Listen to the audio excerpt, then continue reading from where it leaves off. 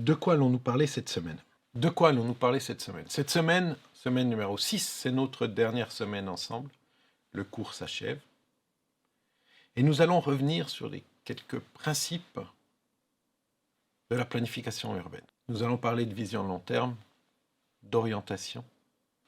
Nous allons parler de planification des infrastructures, planification sur la demande, pas sur l'offre. Nous allons comme ça essayer de, une dernière fois, avant de nous quitter, donner quelques indications sur véritablement comment on peut se projeter dans une planification. Nous avons vu les acteurs, nous avons vu techniquement ce que ça supposait, nous avons vu les questions foncières. Maintenant, ce que nous devons encore voir ensemble, c'est comment on se projette dans cette vision, quel type de vision, à quoi ça sert, et comment est-ce qu'on transforme cette vision en actions qui sont sur le terrain, des actions au quotidien qui vont mettre en œuvre cette vision. Ça ne sert à rien d'avoir une politique si on n'a pas les actions qui la mettent en œuvre.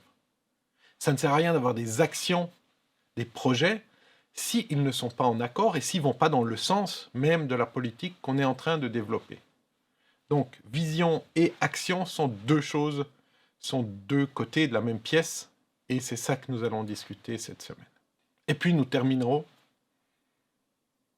sur une critique, ou disons une sorte de conclusion sous forme de critique du modèle générique qui est en train de se mettre en place un peu partout dans les villes africaines, avec une position très claire pour que chaque ville reprenne son propre destin en main et trouve son propre modèle de planification urbaine. Et ce sera la conclusion, sous forme souvent de questions ouvertes. Le but n'est pas de donner la solution que nous n'avons pas, mais plutôt de créer le trouble, de questionner, et ce sera à vous tous, chez vous, dans vos propres disciplines, dans vos propres professions, dans votre quotidien, de reprendre ces questions et d'y répondre à votre manière. Et ça, c'est extrêmement important. En quoi est-ce important? C'est très important d'avoir cette vision. Pourquoi? Parce qu'on est obligé, si on veut planifier, de pouvoir prendre avec soi l'ensemble des acteurs. Les acteurs vont se réunir autour d'une vision.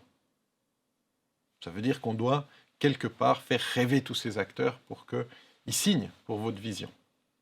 Donc la vision est une manière un petit peu, je dirais, de trouver des aspects communs entre tous, de trouver un modèle, une voie commune sur lesquelles les gens sont d'accord de s'inscrire et motivés pour faire des choses.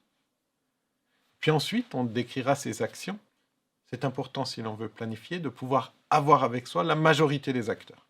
Si vous en laissez, ce sont vos futurs opposants et vous ne mettrez jamais en œuvre vos projets. Donc il faut comme ça avoir une vision qui réunit tout le monde et qui permet de se projeter vers un avenir, vers un horizon temporel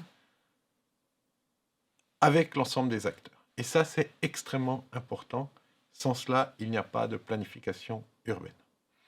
Voilà, c'est ce que nous allons voir à travers, comme toujours, les différents quiz, les intervenants des experts.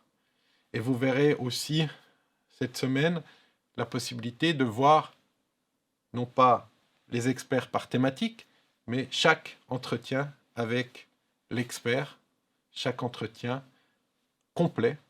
Et donc, je vous laisse avec nos experts, avec nos thématiques de la semaine, avec, bien sûr, nos liens, nos textes, nos exercices. Et je vous souhaite une très belle semaine. Et je vous dis à très bientôt, j'espère. C'est ici que s'achève cette semaine, que s'achève le cours Gestion et planification des villes africaines. Merci en tout cas de nous avoir suivis.